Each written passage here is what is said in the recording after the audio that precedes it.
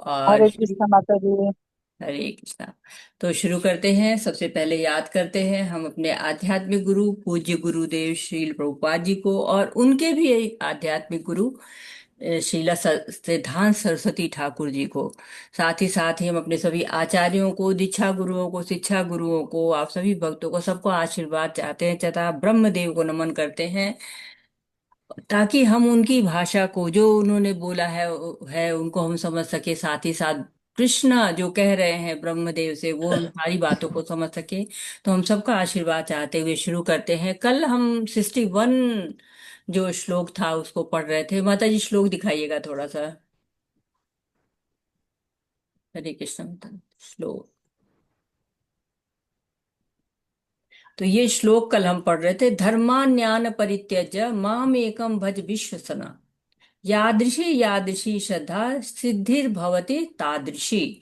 तो जैसे कि हम लोग कल बाल कर रहे थे कि इसमें लिखा है सर्वधर्मान परित्यज्य माम एकम शरणम व्रज, जैसे भगवत गीता में, उसमें यहाँ भी कहा जा रहा है कि धर्म अन्य, सारे अन्य धर्मों को परित्याग कर दो, माम एकम भज विश्वसना, विश्वास के साथ मेरा भजन करो। यादृशी यादृशी श्रद्धा, जैसी जैसी तुम्हारी श्रद्धा होगी, सिद्धि भवति तादृशी, वैसी ही तुम्हारी सिद्धि हो जाएगी। इतना तो हम कल समझ गए थे कि श्रद्धा ही है जिसके द्वारा क्या होता है कि हम आगे बढ़ते हैं भक्ति में। तो श्रद्धा का मतलब क्या होता है? विश्वास। जब अनन्य श्रद्धा हो जाती है, जब श्रद्धा भगवान के प्रति बिल्कुल अन्य के प्रति रहती नहीं है, तब वो श्रद्धा क्या होती है? विश्वास कहलाती है। और यही विश्वास जैसे जैसे आगे बढ़ता है, उसमें और परिपक्वता आती चली जाती है। धीरे धीरे हम सिद्धि की तरफ आगे बढ़ते, जितनी जितनी श्रद्धा बढ़ती जाती है उतनी उतनी सिद्धि की तरफ हम आगे बढ़ते जाए। परिपक्वता आती है, श्रद्धा और दृढ़ होती चली जाती है। जैसे आम है ना, कच्चा रहता है तो कच्चा रहते हुए खट्टा खट्टा सा लगता है, लेकिन धीरे धीरे पकता है। जैसे जैसे वो पकता चला जाता है, वैसे वैसे मीठा होता जाता है, स्वीटनेस उसमें बढ़ती चली जाती है। तो वैसे श्रद्धा होती है, जैसे जैसे परिपक्व होती है ना। अभी जब कच्ची श्रद्धा होती है, थोड़ा सा उसमें इधर उधर हो सकता है, दृढ़ता नहीं है, अभी उतना मजा नहीं है भक्ति में। लेकिन धीरे धीरे जैसे परिपक्वता आती जाती है, प्रेम बढ़ता चला जाता है, अनर्थ निवृत्ति होती है, निष्ठा बढ़ती है, रुचि आती है, आसक्ति आती है, भगवान के प्रति भाव आ जाता है, प्रेम धीरे धीरे, वो प्रेम जो होता है वो चरम अवस्था तक पहुंच जाता है, चरम जो है वो स्थिति को प्राप्त हो जाता है। तो हमने इन सब चीजों को पढ़ा कि कैसे भक्ति के लिए ज्ञान की जरूरत नहीं होती है, वैराग्य की जरूरत नहीं होती है। शुरू शुरू में तो ज्ञान वैराग्य लाभकारी होता है, लेकिन फिर जैसे जैसे भक्ति में बढ़ते चले जाते हैं, श्रद्धा जो है वो हमारे गेट खोल देती है। भगवान के प्रति जो श्रद्धा होती है वो गेट खोल देती है प्रेम तक पहुंचने के लिए। तो धीरे धीरे हमारी जो आसक्ति है वो समाप्त हो जाती है, हमारी प्रायोरिटी बदलती चली जाती है। हमारी प्रायोरिटी क्या हो जाती है कि अब जो हम अपना सामाजिक कर्म कर रहे थे, समाज के प्रति जो हमारे धर्म उनको कर रहे थे, परिवार के प्रति, अपने प्रति, उन सारे कर्मों को छोड़कर हमारी प्रायोरिटी अपने जन्म सुधारने की हो जाती है। तो धीरे धीरे सब छूटता चला जाता है। क्यों? क्योंकि एक सीमा तक ही जो बच्चे हैं, माता पिता हैं, परिवार है, देश है, समाज है, वो सब एक सीमा तक ही साथ देता है। उसके बाद हमको सब कुछ छोड़ के चले जाना होता है। तो जब जहाँ जाना होता है, जैसे कि हमको कहीं कोई ट्रैवल करना होता है, तो हम तुरंत उस घर में जहाँ रहते हैं वहां की चिंता थोड़ी कम कर देते हैं और जाने की तैयारी शुरू कर देते हैं। अरे जल्दी जल्दी कुछ हल्का फुल्का ही बना लेते हैं, खा लेते हैं और चल देते हैं, जो है तैयारी करो, बैग पैक करो। तो हमें भी तो जाना है, बड़ी लंबी जो है हमारी यात्रा है, बड़ी धाम हमारा बड़ा दूर है। तो रास्ते के लिए सारी हमें तैयारी करनी पड़ेगी। तो भगवान का स्मरण का जो बैग है वो तैयार कर लेना है, और साथ ही साथ जपा का बैग तैयार कर लेना है। सारे बैग तैयार करने ना, जिसके द्वारा हम आगे जा सकते हैं। अब वहां जाएंगे तो क्या करेंगे, वो तुरंत चिंता हो जाती है ना, वहां जाएंगे तो क्या पहनेंगे, क्या खाएंगे, कैसे रहेंगे, तुरंत चिंता हो जाती है। अभी हो रही ना यात्रा आ गई है कि हाँ यात्रा पे चलना है, जो पूरा फिर मंदिर में जाना है तो क्या है, जाने के लिए सोच रहे हैं वहां कैसे व्यवस्था होगी, वहां कैसे हम रहेंगे, वहां क्या व्यवस्था तो वो सब चीज सोचना शुरू कर देते हैं। तो हमें जब भगवान के पास जाना, इतनी लंबी व्यवस्था यात्रा है, तो हमें अपना तैयारी शुरू कर देनी चाहिए, प्रायोरिटी हमारी हो जानी चाहिए। तो हम इस दो लाइन को पढ़ चुके थे, अब आगे जो लाइनें हैं उनको हम पढ़ते हैं। कुर्वन् निरंतर कर्म लोकोयम अनुवर्तते तेनेव कर्मणा ध्यानम पराम भक्तिर विच्छति। तो ये लाइन को हम, अब ये कर्म से संबंधित, कल हम लोगों ने बात की थी ना कि ये कर्म से, कर्मणे वादिकारस्ते माँ फलेषु कदाचन, ये अब कर्म की बात हो रही है। तो हम पहुंचते हैं माता जी, नीचे आते हैं जहां से हमको शुरू करना है आज। हरे कृष्णा। माता जी रीडिंग करवाऊं? हाँ, करवा ली माता आशा कालरा माता जी। हरे कृष्ण माता जी, हरे कृष्ण, सभी को हरे कृष्ण। मानव की देह यात्रा का निर्वाह शारीरिक, मानसिक तथा सामाजिक क्रियाओं से होता है। भोजन, आसन, भ्रमण, शयन, निंदा, स्नान, ओढ़न इत्यादि शारीरिक क्रियाएं, चिंता, स्मरण, धारणा, विपयोलब्धि, सुख दुखादि बोध इत्यादि मानसिक क्रियाएं, विवाह, प्रजा धर्म पालन, भ्रातर यज्ञों में जाना, आहुतियां देना, जन कल्याण हेतु कुएं तथा तालाब खुदवाना, संबंधों का पालन, आतिथ्य, उपयुक्त नागरिक कर्तव्यों का पालन, दूसरों का यथा योग्य आदर इत्यादि विभिन्न सामाजिक क्रियाएं हैं। हरे कृष्ण जी। ये समस्त कर्म जब अपने भोग हेतु किए जाते हैं तो उन्हें कर्म कांड कहा जाता है। जब इन कर्मों द्वारा ज्ञान का अवसर प्राप्त करने की चेष्टा रहती है तो ज्ञान योग या कर्म योग कहलाते हैं। और जब इन समस्त कर्मों को भक्ति के साधन रूप में किया जाए तो वह गौण भक्ति योग कहलाते हैं। परंतु शुद्ध उपासना के सिद्धांत पर आधारित कर्मों को साक्षात भक्ति कहा जाता है। समय से साक्षात भक्ति एवं लोक व्यवहार द्वारा गौण भक्ति का अनुष्ठान करने से प्रत्येक कर्म में मेरा ध्यान होता है। इस प्रकार कर्म करते हुए भी जीव बाह्यमुखी नहीं होता। इस परिक्रिया से अंतर्मुखता का अभ्यास होता है, जैसे ईशोपनिषद के इस मंत्र में वर्णित है। हरे कृष्णा माता जी, रुक जाते हरे हैं माता जी, कृष्णा। धन्यवाद माता जी, हरे हरे कृष्णा। कृष्ण। हरे कृष्णा। तो यहाँ पे क्या कहा गया है कि जो संशय हमारा होता है कि हम भक्ति करेंगे तो फिर हम ये सामाजिक कार्य कैसे कर पाएंगे, तो इस ये जो संशय है, इसके ऊपर जो है वो भगवान जी ने बताया कि जो संसारिक कर्म होते हैं, इन सारे कर्मों को आप मेरे को समर्पित कर दीजिए, उसमें मेरा स्मरण भर दीजिए, तो आपके कर्म के बंधन नष्ट हो जाएंगे। ये कल हम इतना पढ़ चुके थे।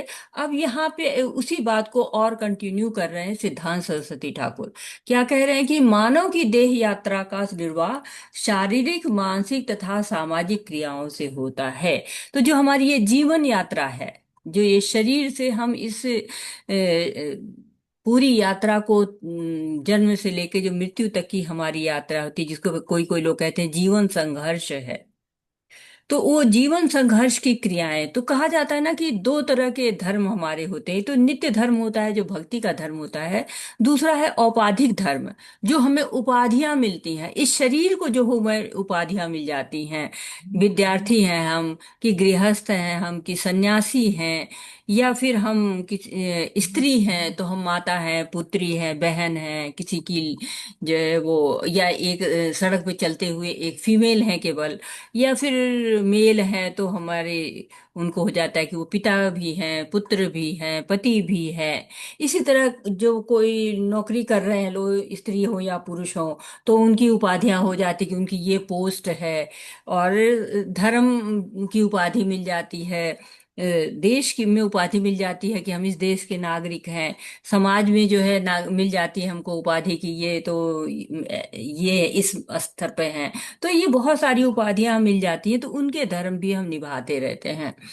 लेकिन यहाँ पर उससे भी थोड़ा और अंदर जाके बात हो रही है, ये थोड़ा ऊपर ऊपर की बात है। अब इसमें और अंदर की बात हो रही है कि देह यात्रा, देह यात्रा वो भी है, वो भी देह यात्रा है जिसमें नित्य धर्म और औपाधिक धर्म हो रहा है। ये भी देह यात्रा है जिसमें शारीरिक कर्म भी हो रहा है, मानसिक कर्म भी हो रहा है, सामाजिक कर्म भी हो रहा है। तो थोड़ा सा उसको और क्लियर किया है सिद्धांत सरस्वती ठाकुर ने कि भोजन करते हैं, हम आसन ग्रहण करते हैं, भ्रमण करते हैं, शयन करते हैं, निद्रा करते लेते हैं, स्नान, अपने आप को स्वच्छ करने की जो क्रियाएं हैं ताकि शुद्धिकरण हो, उसकी क्रियाएं हैं। तो जो हम आम भाषा में कहते हैं कि ओढ़ना पहनना, खाना पीना, सोना, नहाना धोना, जो इस तरह की बातें हम साधारण लैंग्वेज में कहते हैं, वो सब क्या है? शारीरिक क्रियाएं हैं, शरीर से संबंधित क्रिया है वो।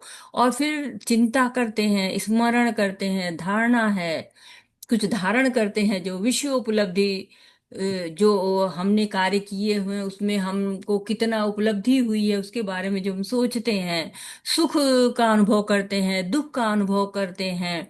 ये सब क्या होती है? मानसिक क्रियाएं होती हैं। और विवाह है, प्रजा धर्म है, पालन है। जो प्रजा धर्म यानी कि जो राजा होता है ना, वो कुछ नियम बनाता है, उन नियमों को पालन करना प्रजा धर्म होता है। अगर हम नहीं पालन करेंगे तो क्या होगा? हमको दंड भुगतना पड़ेगा। तो वो प्रजा धर्म का पालन भी हम ही को करना है। भ्रातृत्व जो भाई लोग हैं उनके साथ हमारी जो वो है ना कि उनकी शादी में जाना, विवाह में जाना, मुंडन में जाना, कंछेदन में जाना, यज्ञ में जाना, जो यज्ञ होते हैं जगह जगह, आहुतियां देना यज्ञ में, जन कल्याण के जो कार्य होते हैं, कुएं हैं, तालाब खुदवाना, संबंधों का पालन होता है ना। कोई भाई ये तो देखिए समाज का काम है, इसको तो करना ही पड़ेगा। संबंध में कहते हैं नहीं देखिए भाई वो संबंध है हमारा, वो तो हमें निभाना पड़ेगा, हमारे देह के संबंध है, हमारे माता पिता से हमको ये संबंध मिले हैं, तो उनको, हमें कुल से मिले हैं संबंध, उनको निभाना पड़ेगा। आतिथ्य कहते हैं अतिथि देवो भव, तो वो कार्यक्रम हमें करना ही पड़ेगा।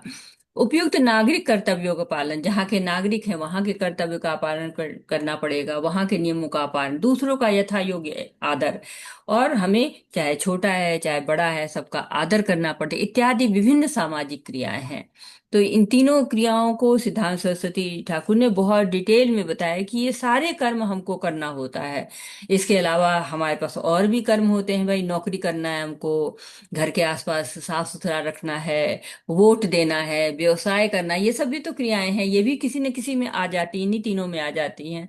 तो ये सब भी कार्य हमारे बहुत जरूरी होते हैं, इनको भी हमें करना होता है। तो ये सब क्रियाएं देह यात्रा के लिए, जब भी हमको देह मिल जाती है तो इन क्रियाओं को करना ही पड़ता है। हरे कृष्णा, आगे ऊपर करिएगा माता जी।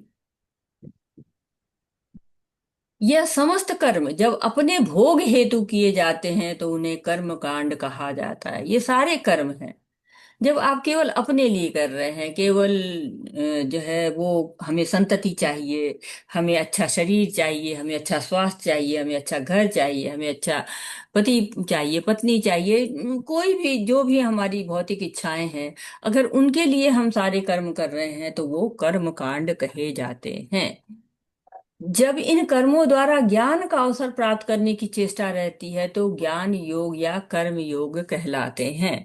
तो एकदम से स्पष्ट होता जा रहा है कि कार्य भले हम एक कर रहे हैं पर ये योग अलग अलग होता जा रहा है। क्यों? क्योंकि हमारा जो सोच है, हमारा भाव जो है वो अलग होता जा रहा है।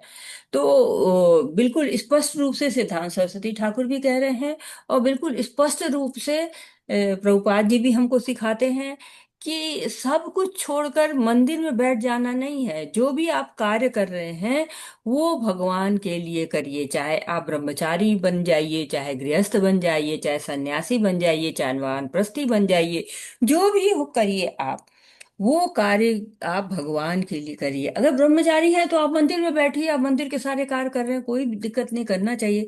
लेकिन अगर आपका संसार है, अगर आपने विवाह कर लिया है, आपकी पति है, आपकी पत्नी है, आपके बच्चे हैं, तो उसको निभाना है। ये नहीं है कि नहीं हम तो सब छोड़ के जो है वो ब्रह्मचारी बन जाते, फिर उनका निभाव कौन करेगा? लेकिन कहते हैं कि कर्म एक ही है, लेकिन उस काम को किसके लिए किया जा रहा है, किस भाव से किया जा रहा है, इसका बहुत महत्वपूर्ण है। क्योंकि जब कर्मों को ज्ञान का अवसर प्राप्त करने की चेष्टा के लिए करते हैं, यानी ज्ञान मार्ग हम अपना लेते हैं कि ज्ञान के द्वारा हम, जो हमारे कर्म है वो ज्ञान के लिए हैं, ज्ञान का हमें जो है योग करना शुरू कर देते तो ज्ञान हो जाता है, ज्ञान योग हो जाता है। जब हम निस्वार्थ भाव से कर्म करते हैं कि हमें फलों से कोई मतलब नहीं, हमें फलों में कोई आसक्ति नहीं, तो कर्म योग हो जाता है। तो कर्म वही है, वो कर्म कांड अपने लिए है तो कर्म कांड भगवान के लिए है। तो ज्ञान योग में कर रहे हैं तो ज्ञान योग, कर्म योग में कर रहे हैं तो कर्म योग। जब इन समस्त कर्मों को भक्ति के साधन के रूप में किया जाए तो वह गौड़ भक्ति योग कहलाता है। और जब इन्हीं कर्मों को भक्ति में ले लेते हैं, क्योंकि भक्ति भी तो हमें करना शुरू कर देते हैं। शारीरिक क्रिया कर रहे हैं, मानसिक क्रिया कर रहे हैं, सामाजिक क्रिया कर रहे हैं, उनको ही हम साधन बना लेते हैं भक्ति का। तो क्या हो जाता है, वो गौड़ भक्ति योग हो जाता है। अभी ये शुद्ध भक्ति नहीं है, लेकिन क्यों? क्योंकि कार्य अभी हम अपने लिए कुछ उसमें अपनापन है, तो वो गौड़ भक्ति जो कि है भक्ति कर रहे हैं, काफी अच्छी भक्ति है भगवान के लिए, काफी मतलब अच्छी तरह से करना चाह रहे हैं, लेकिन अभी थोड़ा उसमें मिश्रित है थोड़ा, इसलिए गौड़ भक्ति योग है। परंतु शुद्ध उपासना के सिद्धांत पर आधारित कर्मों को साक्षात भक्ति कहा जाता है। जब आप बिल्कुल जो भक्ति के अंग हैं उनके ऊपर एकदम दृढ़ हो जाते हैं और उनके अनुसार जब आप कर्म करते हैं, तब वो साक्षात भक्ति कहा जाता है। तो भक्ति जो है वो सब चाहते हैं, लेकिन जो कर्म के अनुसार भक्ति भी बदल जाती है। अगर अपने लिए कर रहे हैं तब तो एकदम कर्म कांड है, उसको तो भक्ति कहा ही नहीं जाता है। लेकिन जब आप कुछ भी थोड़ा सा भगवान के लिए कर रहे हैं, शास्त्रों के अनुसार कर रहे हैं, सिद्धांतों के अनुसार कर रहे हैं, तो फिर वो भक्ति हो जाती है। भागवतम में भी कहा गया है कि अकाम सर्वकामी वा मोक्ष कामी उदारधि त्रिवेण भक्ति योगेन यजेत पुरुष परम। तो चाहे लोग निष्काम अकाम कर रहे हो, कर्म हमने पढ़ा हुआ है ना कि अकर्म करते हैं, जो कि ऐसा कर्म करते हैं जिससे बंधन नहीं होता है, या सर्वकामी या समस्त कामना वाले काम करते हैं, वह मोक्ष कामी उदारधि, या जो मोक्ष के लिए कामना करते हैं, वो भी त्रिवेण भक्ति योग है ना। अगर आपको भगवान को प्राप्त करना है तो आपको भक्ति योग में लगना पड़ेगा, भक्ति योग करना ही पड़ेगा। तो भगवान केंद्र में होना चाहिए। कहते हैं ना कि हम बहुत मिथ्या अहंकार में रहते हैं। मिथ्या अहंकार किसको कहते हैं? मिथ्या अहंकार कैसे पता चलता है? हरे कृष्णा। माता जी, मैं हरे हर जब चीज में मैं जोड़ना। सब कुछ मेरे द्वारा हो रहा है ऐसा, माता जी। हाँ बिल्कुल, सब कुछ मेरे द्वारा होता है। तो यहाँ लिखा है समय से साक्षात भक्ति एवं लोक व्यवहार द्वारा गौड़ भक्ति का अनुष्ठान करने से प्रत्येक कर्म में मेरा ध्यान होता है। ये मेरा कौन है? यहाँ मेरा किसके लिए कहा गया है? आत्मा, भगवान। हाँ, भगवान बात कर रहे हैं ना। तो भगवान बात कर रहे तो कह रहे मेरा ध्यान होता है। तो ये क्या करना है हमें? जो हमारा मैं है, हमारा मैं है, उसमें भगवान को ध्यान में रखना है। जो भगवान को कहते हैं रिप्लेस कर दीजिए, जो आपका आई है, मैं है, इसको के कर दीजिए, कृष्णा कृष्णा कर दीजिए। तो क्या होगा? भगवान जब आ जाते हैं सेंटर में, भगवान का ध्यान जब हो जाता है, तो वो शुद्ध भक्ति हो जाती है। तो समय से साक्षात व्यक्ति लोक व्यवहार द्वारा गौड़ भक्ति का अनुष्ठान करने से, जो चाहे आप साक्षात भक्ति कर रहे हो चाहे गौड़ भक्ति कर रहे हो, जब मेरा ध्यान होता है तो क्या होता है? इस प्रकार कर्म करते हुए भी जीव बहिर्मुख नहीं होता है। बहिर्मुख मतलब क्या होता है? कि भगवान की तरफ मुख नहीं है, भगवान से उल्टा मुख हो गया, बहिर्मुख, दूसरी तरफ मुख कर लिया। तो जब भगवान की आराधना करते हैं तो वो शुद्ध भक्ति होती है। जब कृष्ण का ध्यान होता है तो वो भी शुद्ध भक्ति होती है। लेकिन अगर उसमें जो है लोक व्यवहार थोड़ा है तो वो गौड़ भक्ति हो जाती है। तो हर कार्य में भगवान को सम्मिलित कर लेना है। सारे काम भगवान के लिए है तो अंतर्मुखी है, भगवान की तरफ मुख है। और अगर सारे काम आप अपने लिए कर रहे हैं तो बहिर्मुख है। अगर आप भक्ति करेंगे तो कभी भी बहिर्मुख नहीं हो पाएंगे, हमेशा आप अंतर्मुख होते रहेंगे। तो अपने कर्म जो है वो अपने सुख के लिए नहीं करना है। अपने सुख के लिए करेंगे तो कर्म कांड होंगे, और ज्ञान अर्जन की चेष्टा करेंगे तो ज्ञान योग हो जाएगा, निस्वार्थ भाव से कर्म करेंगे तो कर्म योग हो जाएगा। आगे पढ़ते हैं। हरे कृष्णा। हरे कृष्णा। ज्ञानेश प्रभु जी। हरे कृष्णा। हरे इसी कृष्णा। प्रक्रिया से अंतर्मुखता का अभ्यास होता है, जैसा ईशोपनिषद के इस मंत्र में वर्णित है। ईशावास्यमिदं सर्वं यत्किंच जगत्यां जगत् तेन त्यक्तेन भुञ्जीथः मा गृधः कस्यस्विदद्धम्। इस संबंध में भाष्यकार कहता है, तेन ईश त्यक्तेन विसृष्टेन। मूल तात्पर्य यही है कि यदि सारे कर्म फलों को भगवत कृपा के रूप में स्वीकार किया जाए तो सांसारिक कर्म सांसारिक न रहकर भक्ति में परिवर्तित हो जाएंगे। अतएव कुर्वन्ने वेह कर्माणि कर्म लिप्यते नरे। यदि सांसारिक कार्यों को उपयुक्त विधि से संपन्न किया जाए तो कई सौ वर्षों के सांसारिक जीवन में भी व्यक्ति कर्म बंधन में लिप्त नहीं होगा। इन दो मंत्रों का ज्ञान पक्षीय अर्थ है कर्म फल का त्याग, किंतु भक्ति पक्षीय अर्थ है कर्मों के भगवत समर्पण द्वारा श्री कृष्ण की कृपा का लाभ। हरे कृष्णा इस प्रभु जी। हरे कृष्णा प्रभु जी, हरे बहुत बहुत कृष्ण। धन्यवाद प्रभु जी। रुकते हैं यहाँ पे। हरे कृष्णा। तो ईशोपनिषद मंत्र का वर्णन यहाँ पर है। ईशोपनिषद जिन लोगों ने पढ़ा हुआ है उनको ये मंत्र बहुत अच्छी तरह से मालूम होगा। कि ईशावास्यम इदम सर्वम यत् किंच जगत्याम जगत तेन त्यक्तेन भुंजिता, व्यक्तेन तेन त्यक्तेन है भुंजिता माँ गृध कश्य स्विधनम। तो ईशावास्य, ईशावास्य मीन्स क्या होता है? भगवान के द्वारा निवास करने योग्य जो जगह होती है उसको ईशावास्य कहते हैं। भगवान का निवास कहाँ होता है उसको कहते हैं कि ईशावास्य। सर्व यत किंच जगत्याम जगत।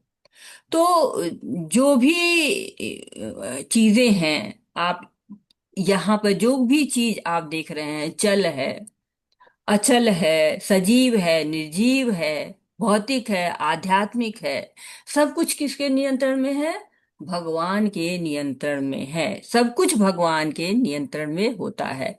तो ऐसा ही मिलता जुलता श्लोक हम लोगों ने वहां भी पढ़ा हुआ है भगवत गीता में। कोई बताएगा कौन सा श्लोक है?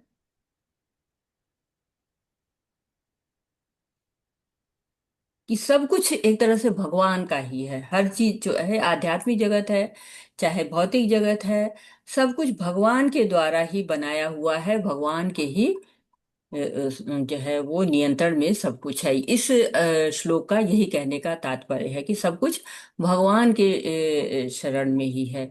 तेन तक्तान भुंजिता माँ गृध कस्य सिद्धनम। तो भगवान के द्वारा सब कुछ उन्हीं के द्वारा है, उन्हीं के द्वारा गति मिलती है प्रकृति में, उन्हीं के द्वारा सब कुछ दिया जाता है। लेकिन हमें क्या करना है? हमें वो करना है कि जो कुछ भगवान दे रहा है उसी को हमको आनंद लेना है। जो कुछ भगवान से प्राप्त हो रहा है, तेन यानी कि भगवान, त्यक्तेन जो दिया गया है, जो हमको क्या कहते हैं, आवंटित किया गया है। मुझे वो पूरा शब्द नहीं आ रहा है। जो आपको बांटा गया है, आपके लिए रखा गया है, वो चीज जो है वो आपको लेनी है। आपको उससे ज्यादा का लोभ नहीं करना है कि मुझे ये भी दे दो, मुझे वो भी दे दो। ये नहीं, जो मिला है भगवान का है, भगवान दे रहे हैं, भगवान के सब कुछ अधीन है। भगवान जो दे रहा है उससे संतुष्ट रहो। क्यों? क्योंकि वही देने वाला है। और आप क्यों सारी चीजों को बहुत ज्यादा लेते हैं? क्योंकि आपको लगता है कि ये सारी चीजें तो मेरे लिए हैं। प्रकृति में जो कुछ भी है, जितने भी फल हैं मेरे लिए हैं, जितने भी फूल हैं मेरे लिए हैं, जितना भी अनाज है मेरे लिए है। सब कुछ मुझे चाहिए। ज्यादा जब भक्ति में नहीं कोई रहता तो क्या कहता है? लाओ लाओ सब लाओ लाओ। लेकिन यहाँ पे जो भक्ति में होते हैं तो हमें पता होता है सब कुछ भगवान का है। तो जो सब कुछ भगवान के अनुसार है, भगवान स्वराट है, स्वतंत्र है, हम स्वतंत्र नहीं है। हम सब कुछ लेके नहीं जा सकते हैं। तो भगवान ने जितना हमारा कोटा निश्चित किया है, जितना हमारे लिए रख के छोड़ा है, उतना ही हमें लेना है। तो बहुत लोग कहते हैं पता ही कैसे चलेगा कि हमको भगवान कितना देना है। तो जैसे आप भोजन करते हैं तो पेट बताता है ना कि भर गए हैं, उसके बाद भी अगर डालते चले जा रहे हैं, उसमें डालते चले जा रहे हैं। जो घरों में कहते हैं ना कि ठूसो मत, पेट भर खाओ बस केवल। तो वो चीज होती है कि गले तक नहीं खाना है, नाक तक नहीं खाना है, पेट भर खाना है। तो ये क्या होता है, ये भगवान ने बताया हुआ है कि बस यही तुम्हारी है, तुम्हारे लिए इतना ही बना हुआ है। इससे ज्यादा की अगर तुम इच्छा कर रहे हो तो तुम ईश्वर की जो जितना तुमको दिया है उसमें से और तुम या तो चोरी कर रहे हो, या डाका डाल रहे हो, या जबरदस्ती ले रहे हो। तो वो आपके विपरीत जाता है, वो आपको कर्म बंधन में डालता है। हमारी सांसें निश्चित है, हमारा भोजन निश्चित है, सब चीज हमारा निश्चित है। तो क्यों, भगवान ने हमारा कोटा निर्धारित किया हुआ है। इस संबंध में भाष्यकार कहता है, तेन ईश तख्तेन विशिष्येन। तो हमें अगर उससे ज्यादा हम लेते हैं, तेन ईश्वर जितना भगवान ने हमारे लिए रखा हुआ है। मूल तात्पर्य, यदि सारे कर्म फलों को भगवत कृपा में स्वीकार किया जाए तो सांसारिक कर्म सांसारिक नहीं रहकर भक्ति में परिवर्तित हो जाएंगे।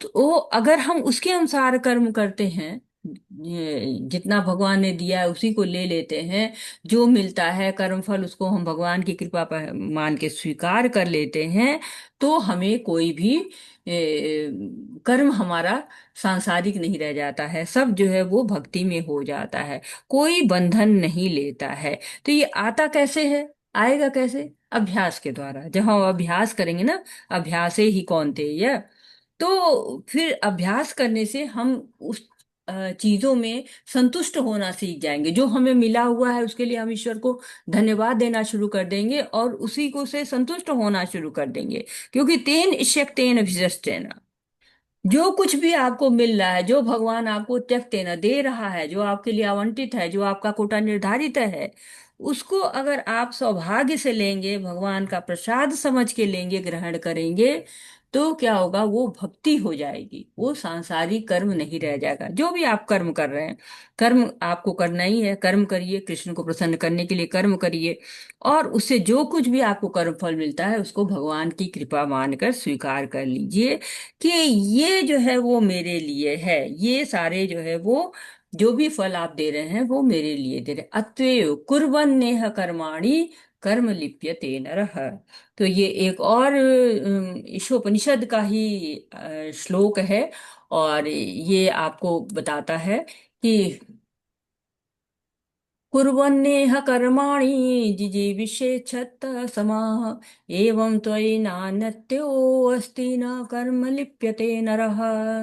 तो जब इस तरह से कोई कर्म करता है, यह कर्म करने की एक तरह से विधि बता रहे हैं कि अगर कर्म कोई करता है, कैसे कर्म करता है, जैसे कि भगवान के साथ कुर्वन्नेह कर्माणि जिजीविषेत समाः, फल की इच्छा क्यों नहीं, कुर्वान, फल की इच्छा ही न रहे।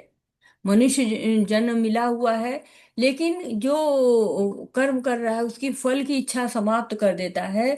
तो वह जो कर्म कर रहा है या कर्म नहीं कर रहा है, वो किसी भी पाप कर्म में नहीं बंधता है, किसी भी बंधन में नहीं बंधता है। और जब बंधन में नहीं बंधता है तो वो 100 साल तक जिए, क्या फर्क पड़ता है?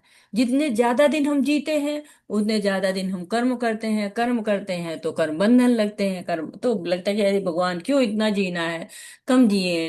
लेकिन नहीं, कह रहे आराम से 100 साल जिए, लेकिन कर्म कैसा करें, भगवान के लिए कर्म करें, भगवान का जो है वो समर्पित करते हुए कर्म करें। तो नारद जी कहते कि यदि कर्म नहीं किया जाता है तो मनुष्य पाप का भागी बनता है। यानी आप कर्म नहीं करें तो भी भागी, क्योंकि आपको हाथ पैर भगवान ने दिए, सारी इंद्रियां दिए कर्म करने के लिए दिए, तो कर्म करो। नहीं करते हैं तो फिर आप पाप के भागी बनते हैं। और यदि कोई व्यक्ति अज्ञानी है और भगवान कृष्ण की पूजा नहीं करता तो भी वो पाप का भागी बनता है, क्योंकि उसने भगवान को जानने की कोशिश ही नहीं की, वो इतना ज्यादा अपने काम में जो है लिपटा रहा कि उसको याद ही नहीं कि भगवान है। लेकिन अगर उसको ज्ञान है कि भगवान है और उसमें फिर भी वो असफल रहता है, तो क्या होता है, उसका आत्म साक्षात्कार का आनंद कम हो जाता है। तो जो ज्ञानी है वो भी अगर आत्म साक्षात्कार का प्रयास नहीं कर रहे हैं, भगवान को पाने का प्रयास नहीं कर रहे हैं, भगवान की पूजा नहीं कर रहे हैं, तो क्या कर रहे हैं? वो भी अपने आप को नीचे गिरा रहे हैं। अज्ञानी भी अपने आप को नीचे गिरा रहे हैं। लेकिन जो भगवान के लिए सारे कर्म को करता है, अपने कार्य को सबको भगवान को अर्पित कर देता है, वो कभी भी बंधन में नहीं पड़ता है, चाहे वो 100 साल तक जिए। तो ये बहुत अच्छी बात बता रहे हैं, नारद जी ने बताया। और माधवाचार्य जी भी इसी बात की पुष्टि करते हैं। माधवाचार्य जी ने भी जो अपना भाष्य लिखा हुआ है ईशोपनिषद में, उन्होंने भी इसी चीज की सराहना की है कि हमें ऐसे कर्म करना चाहिए जो कि कर्म में लिप्त, जो है लिप्त ना हो। न कर्म लिप्यते नरः, कर्म में जो है वो लिप्त नहीं होता है। लिप्त जब हो जाता है, जब आसक्त हो जाता है, तब वो कर्म बंधन को झेलता है। यदि सांसारिक कार्यों को उपरोक्त विधि से संपन्न किया जाए, तो ये एक विधि बता दी है। दो दो ईशोपनिषद के मंत्र दे दिए सिद्धांत सरस्वती ठाकुर ने, कि इन मंत्रों के अनुसार आप कर्म करिए। संसार के जो भी कार्य हैं, इनके अनुसार कर्म करिए, तो कई 100 वर्षों के सांसारिक जीवन में भी व्यक्ति कर्म बंधन में लिप्त नहीं होगा। तो 100 साल का जीवन बताया गया है, तो उसमें लिप्त नहीं होगा, उसमें लिप्त नहीं होगा, कर्म बंधन नहीं लगेंगे, तो क्या होगा? भक्ति होती रहेगी। क्योंकि जब तक वो भक्ति हमें करनी है, तब तक हमें इनमें लिप्त नहीं होना है। ये जो माया का जाल है, यही तो कर देता है ना, लिप्त कर देता है, सांसारिक चीजों में लिप्त कर देता है। इसलिए इनसे छूट जाना है, इनसे कर्म बंधन में नहीं पड़ना है। हरे कृष्णा। हरे जो कृष्णा। हाँ, अच्छा तो ये तो माता और जी, पढ़ चुके ना प्रभु जी की, अभी नहीं पढ़ा उन्होंने। Next paragraph. हरे कृष्णा। जी माता माता जी जी उन्हें पूरा complete नहीं हुआ था माता जी, शायद यहाँ पे अच्छा अच्छा, कृष्ण ठीक की है। कृपा के लाभ, माता जी यहाँ तक शायद पढ़े थे प्रभु जी ने। अच्छा अच्छा, ठीक है। और लेते हैं। हरे कृष्ण। जी। कि यदि सांसारिक कार्यों को उपरोक्त विधि से संपन्न किया जाए, तो कई 100 वर्षों के सांसारिक ये तो हो गया। इन दो मंत्रों का ज्ञान पक्षी अर्थ है, यहाँ से पढ़ना है ना माता जी? जी माता जी मुझे लग रहा है जी ये नहीं पढ़ा है। हाँ, ये नहीं जी पढ़ा, यहाँ से पढ़ना, वही मुझे भी लग रहा है। हरे कृष्ण। जी पढ़िए, सी, दे हरे जी दीजिए। कृष्णा। सीमा माता जी, सीमा माता जी प्रभु जी नेक्स्ट को पढ़ा देते हैं। हाँ जी, हरे सीमा कृष्णा। माता जी पढ़िए। हरे कृष्णा माता जी, धन्यवाद माता जी सभी को। हरे कृष्णा। इन दो मंत्रों का ज्ञान पक्षी अर्थ है कर्म फल का त्याग, किंतु भक्ति पक्षी अर्थ है कर्मों के भगवत संपन्न द्वारा श्री कृष्ण की कृपा का लाभ। इस अड़चन मार्ग में हमें हमारे संसारिक कर्तव्य भगवत उपासना के स्मरण में करने चाहिए। ब्रह्मा के हृदय में सृष्टि की इच्छा है। अगर उसकी पूर्ति हेतु भगवत आज्ञा का पालन के ध्यान सहित किया जाए, तो श्री भगवान की शरणागति का लक्षण होने के नाते वह अनुकूलता का पोषणकारी गौड़ धर्म बन जाएगा। ब्रह्मा के लिए इस प्रकार का उपदेश सर्वथा उपयुक्त था, किंतु इस उपदेश का उस जीव की परिस्थिति में कोई स्थान नहीं जिसमें भावोदय हो जाने पर श्री कृष्ण से पृथक तत्वों के प्रति स्वाभाविक वैराग्य प्रकट हो गया हो। हरे कृष्णा माता जी, हरे धन्यवाद माता कृष्ण। जी। धन्यवाद माता जी। तो यहाँ पर दो पक्ष की बात की। इन दो मंत्रों का ज्ञान पक्षी अर्थ है। ज्ञान अगर हम इसमें लेना चाहें, तो दो पक्षी अर्थ ज्ञान का है। क्या है?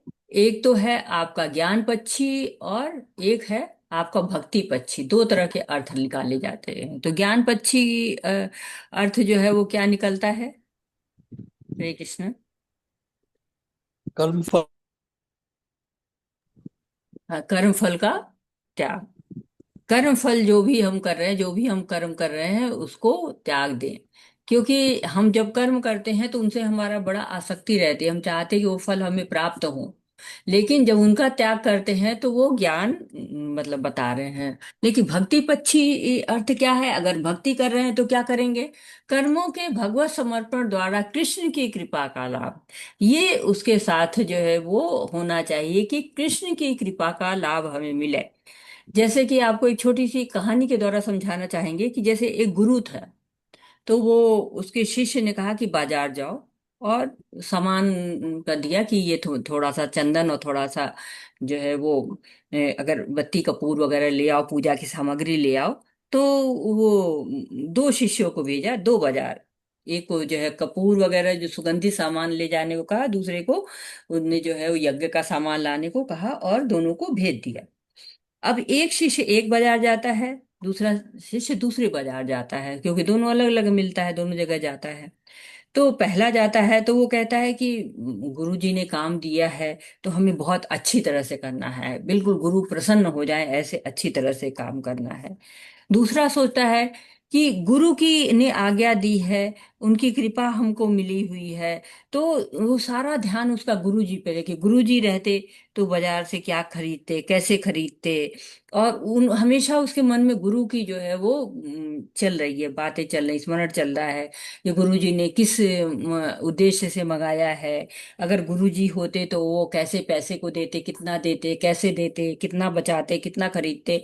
ऐसे करते उसका ध्यान हमेशा गुरु पे लगा रहता है। तो ये इसी तरह का है, जैसे कि ज्ञान मार्गी जो होते हैं वो कर्म फल का त्याग, देखिए कर्म फल नहीं चाहिए, हमको नहीं चाहिए, ये हमें नहीं चाहिए, ये हमें नहीं चाहिए, इस तरह से वो कार्य कर रहे हैं, वो भी भगवान का कार्य कर रहे हैं, लेकिन भगवान के लिए कर्म फल त्याग रहे हैं, लेकिन उनको भगवान पे उतना ध्यान नहीं है। लेकिन जो भक्ति वाला है उसका हमेशा भगवान पे ध्यान है कि भगवान को कैसे अच्छा लगता, ये काम करेंगे तो भगवान को अच्छा लगता कि नहीं, ये काम ऐसे करेंगे तो कृष्ण प्रसन्न होंगे कि नहीं। तो वो जो है दूसरे तरह का जो भक्त होता है वो भक्ति पक्षी अर्थ, जैसे दूसरे तरह का जो शिष्य गया था वो भक्ति पक्षी जैसा है कि हमेशा उसके लिए कृष्ण का ही ध्यान बना रहे। जैसे उसने शिष्य को गुरु का ध्यान था, वैसे भक्त को भगवान का ध्यान रहता है। इस अर्चन मार्ग में हम ये संसारिक कर्तव्य भगवत उपासना के स्मरण में करने चाहिए। तो जो भगवान की प्रसन्नता के लिए कर्म करना है, और उसको कैसे करना है कि अ, अर्चन मार्ग में। अर्चन मार्ग क्या होता है कि भगवान का जो अर्चना करने वाला मार्ग होता है ना, भगवान की सेवा करने वाला मार्ग होता है, और अपना समर्पण दिखाने वाला मार्ग होता है, उस मार्ग की बात करें कि इस अर्चन मार्ग में हमें हमारे सांसारिक कर्तव्य, जो भी कर्तव्य हमको संसार में मिले हुए हैं, भगवत उपासना के स्मरण में करना चाहिए, भगवान की उपासना में, भगवान के चिंतन में, भगवान के ध्यान में करना चाहिए। तो अब भगवान बता रहे हैं कि हाँ ये सारे कार्य तो करने हैं, हमारे ध्यान में करो, मुझे अपने मतलब केंद्र में रख के करो, और सब कुछ हटा के कृष्णा को ही केंद्र में रखो। जब इस तरह का है तो अब ब्रह्मा जी के ऊपर है, अभी भगवान के सारी बातों को बताने के बाद सिद्धार्थ सरस्वती ठाकुर अब उसको ब्रह्मा जी पे अप्लाई कर रहे हैं कि ब्रह्मा जी का क्या दृष्टिकोण होना चाहिए। तो ब्रह्मा जी के हृदय में सृष्टि काम है। अब ब्रह्मा जी जीव हैं, इच्छा है उनके अंतर्गत, हर जीव की इच्छा होती है, वैसे उनकी भी इच्छा है कि सृष्टि करना है। तो सृष्टि करना है तो अभी इनके लिए भी वो दोनों मार्ग लगेंगे ना, ये जो दो रास्ता बताया गया है वो मार्ग इनके लिए भी है। कि पहला तो ये है कि भगवान ने सारी सामग्री दे दी है, ज्ञान दे दिया है, सामग्री दे दी है, उसको उचित तरीके से करो, एक तो ये रास्ता है।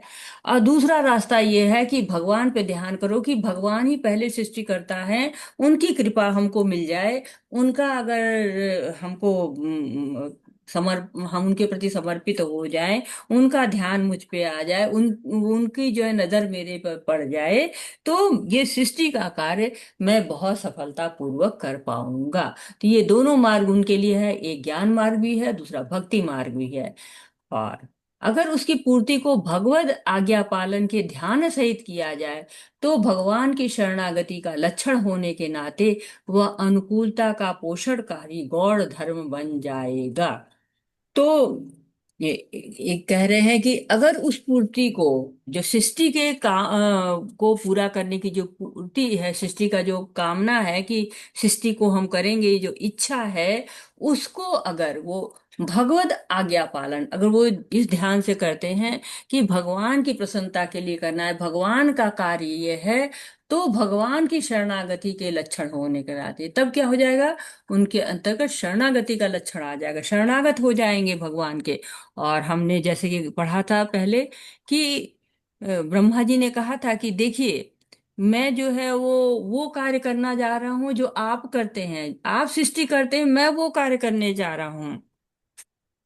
तो अब क्या है, जब हम भी वही काम कर रहे हैं, आप भी वही काम कर रहे हैं, तो हम बराबर आप बराबर, यही तो लगा रहता है कि हम तो कुलीग हो गए, हमने तो साथ साथ काम करते हैं। तो ब्रह्मा जी कह रहे कि जो हमारा काम, आपका काम मैं कर रहा हूं, ऐसा ना मुझे गर्व हो जाए कि मैंने तो सृष्टि बना दी, ये तो मुझे गर्व ना हो जाए। तो भगवान उनको 37 में कहते हैं, तथास्तु, तुमको गर्व नहीं होगा, तुम करो ये काम। तो जब ब्रह्मा जी करेंगे भगवान की अनुकूलता में, तो वो गौड़ धर्म बन जाएगा। तो ब्रह्मा जी को जो उपदेश मिला है वो उपयुक्त है, उनकी स्थिति वैसी है, वो भगवान के आदेश को समझ सकते हैं। हम लोग तो बहुत अभी छोटी स्थिति पे है, इसीलिए हम लोग को इतने बड़े बड़े काम भी नहीं मिले, हमको तो छोटे छोटे काम मिले हैं।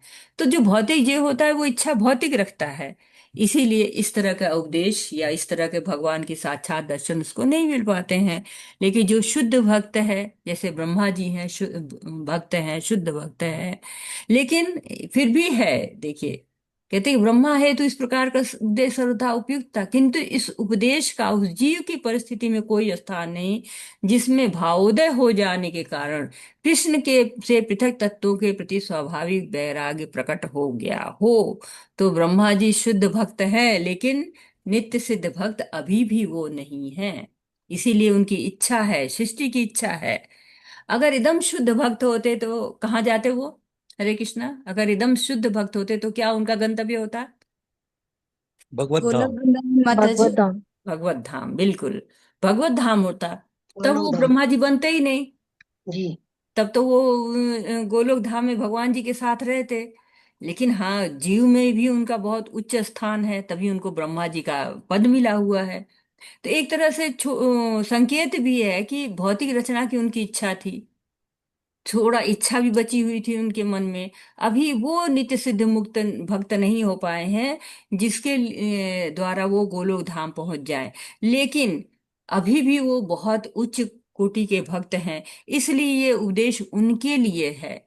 इसीलिए उनको हृदय में भगवान जो है वो ज्ञान देते हैं, तेने ब्रह्म हृदय आदि कवे, भगवान उनको ध्यान ज्ञान देते हैं कि तुम भौतिक सृष्टि करना चाहते हो तो करो, और लेकिन क्या करना है, कृष्ण के प्रति करना है, कृष्ण का काम समझ के करना है, कृष्ण की प्रसन्नता के लिए करना है। जैसे अर्जुन है, भौतिक काम कर रहे हैं, उनको भी युद्ध लड़ना है, लेकिन किसके के लिए कर रहे हैं, भगवान के लिए कर रहे हैं, भगवान की प्रसन्नता के लिए वो कार्य कर रहे हैं। इसलिए ये जो ब्रह्मा जी हैं, ये भी भले भौतिक कार्य कर रहे हैं, लेकिन भगवान की प्रसन्नता के लिए कर रहे हैं। अगर जीव में इतनी उच्च उनकी स्थिति नहीं होती तो भगवान उनको इस सृष्टि का कार्य देते ही नहीं, इतना तो निश्चित है सब। हरे कृष्णा कृष्ण कृष्णा हरे हरे, हरे रामा राम रामा हरे हरे। तो 61 श्लोक समाप्त होता है यहाँ पे, हम 62 श्लोक पे आते हैं। प्रश्न उत्तर अभी ले ले या बाद में ले, आपको 61 से कोई प्रश्न है तो ले लेते हैं। माता जी एक ही श्लोक बाकी है, कल करेंगे ना, आज प्रश्न उत्तर ले माता जी लीजिए। अब टाइम टाइम ही कहाँ है माता जी, वैसे भी इतना टाइम नहीं है। 15 मिनट में हो जाएगा माता जी क्या? लास्ट श्लोक है, कल पूरा हो जाएगा। ठीक है, तो प्रश्न ले लेते हैं, आपको कोई प्रश्न हो तो। या तो आज श्लोक पढ़ दें बस। ठीक है, थोड़ा पढ़ लीजिए तो कल क्लियर रहेगा। ठीक जी। माता जी थोड़ा 61 का थोड़ा सा सारांश फिर से बताइए। अच्छा ठीक है, माता जी सामने लाइए धन्यवाद। तो फिर उसका सारांश बताते हैं।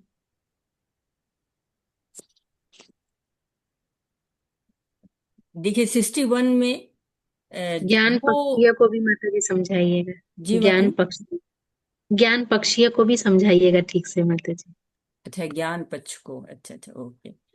देखिए अब ये ब्रह्मा जी भगवान जी के साक्षात दर्शन कर लिए हैं, स्तुतियां गा लिए हैं, उन्होंने काफी स्तुतियों को गाया हुआ है। और गाने के बाद ब्रह्मा जी को कृष्ण के दर्शन मिले और उनके उपदेश मिल रहे हैं, उपदेश की जो है वो भगवान दे रहे हैं उनको कि क्या क्या तुमको करना है। तो कह रहे हैं कि मैं तुमको ये तो बता ही चुका कि तुम्हें भक्ति का साधन करना है, परमानंद की प्राप्ति करनी है तो भक्ति का साधन करो। लेकिन उसकी प्रोसेस क्या होगी, कैसे तुम भक्ति का साधन करोगे, वो इस श्लोक में बता रहे हैं। क्योंकि 61 श्लोक में उन्होंने बता दिया कि तुम, शेषकर ये है कि तुम भक्ति करो, परमानंद की प्राप्ति करो। लेकिन ये प्राप्त कैसे होता है? धर्म अन्यान परित्यज्य, जो धर्म है आपका, सर्वधर्मान परित्यज्य, सारे धर्म को परित्याग कर दो और भगवान का भजन करो, एकमात्र भजन करो। मामेकम भज विश्वसन, विश्वास के साथ मेरा भजन करो। विश्वास कब आता है? जब हमारी श्रद्धा होती है। जैसे कि हम किसी कार पे बैठते हैं तो ड्राइवर रहता है, तो ड्राइवर पर हमारी जब श्रद्धा हो जाती है, उस पर विश्वास करते हैं, तभी तो हम गाड़ी पे बैठते हैं, नहीं तो हम नहीं बैठेंगे। हमें इतना विश्वास रहता है कि वो हमें वहां तक पहुंचा देगा। तो विश्वास पूर्वक भजन करो, मेरे पर तुम विश्वास करो।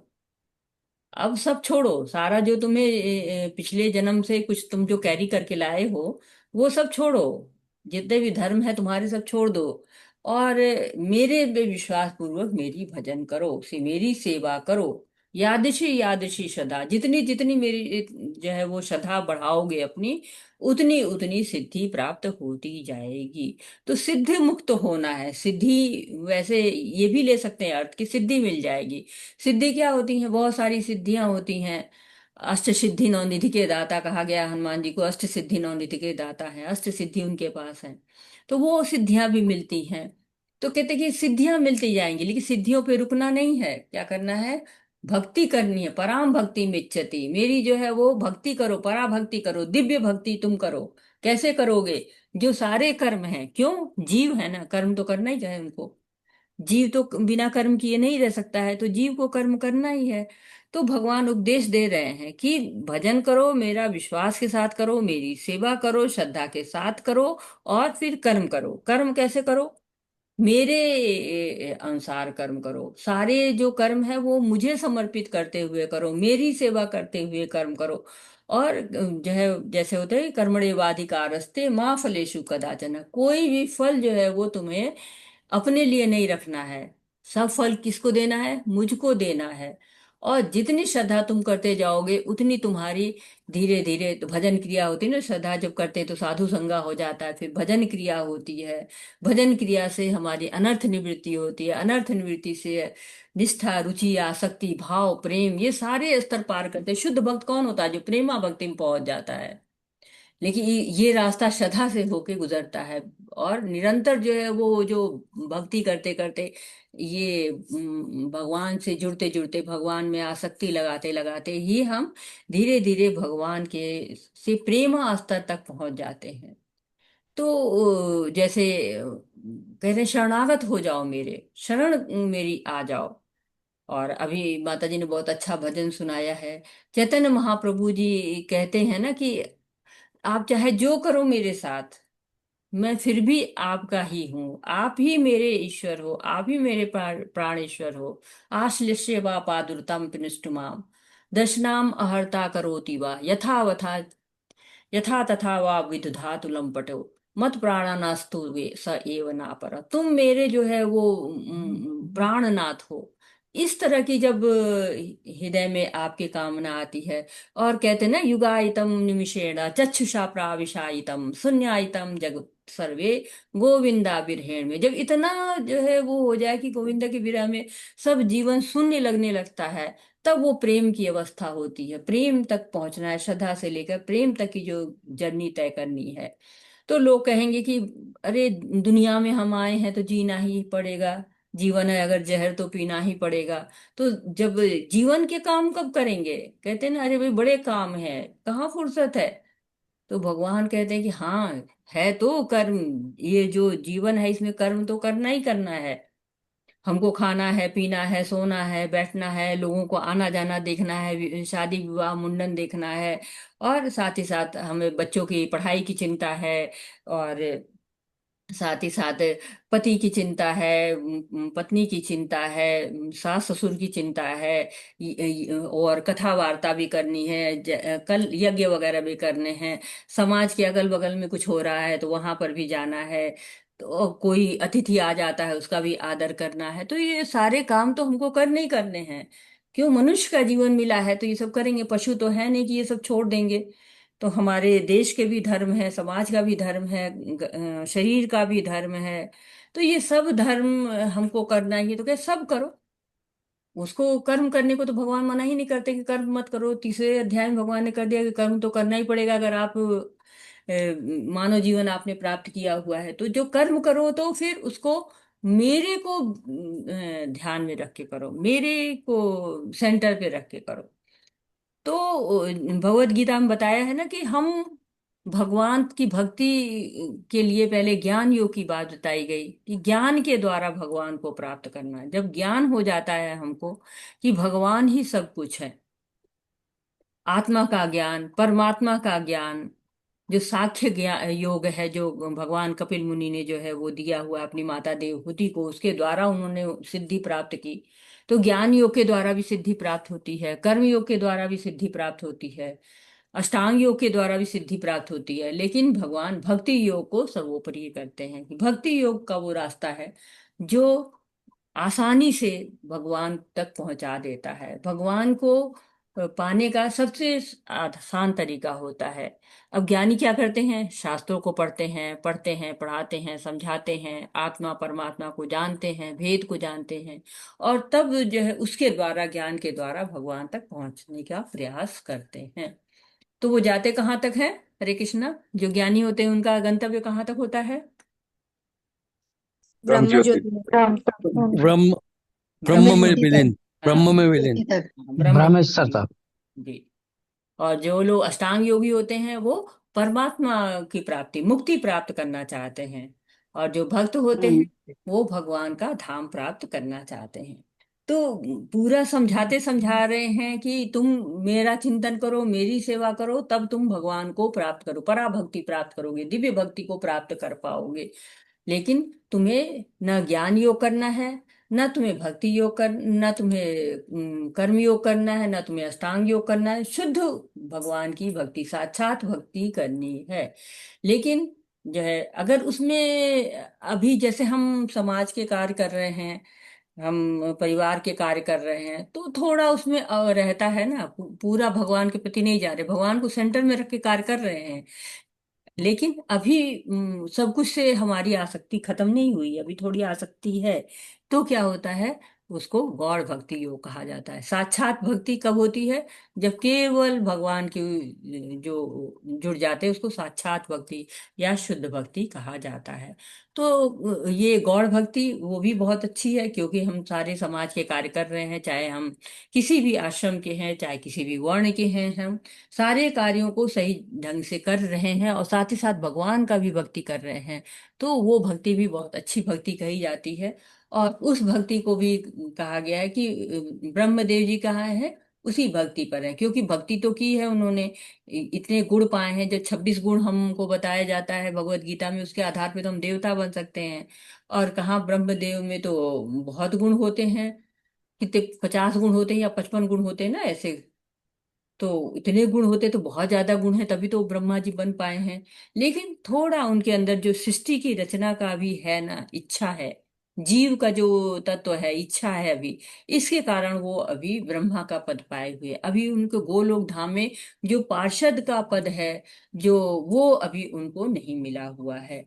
तो कहते कि लेकिन वो अभी भगवान का कार्य करेंगे, भगवान के लिए करेंगे। उनके दो रास्ते बताए गए हैं कि एक जो है रास्ता आपका है कि जिसके द्वारा आप, ज्ञान पक्षी है कि कर्म फल का त्याग करिए, या फिर भक्ति पक्षी है। तो जब भक्ति पक्षी कार्य करते हैं, ब्रह्मा जी भी भक्ति करते हैं, सृष्टि का कार्य तो करते हैं। सृष्टि कार्य करने के बाद जब वो सृष्टि चलती रहती है तो वो भी कार्य करते हैं, भक्ति करते हैं। जब भक्ति करते हैं, इसलिए जब प्रलय होता है तब वो जो है महाविष्णु में विलीन हो जाते हैं।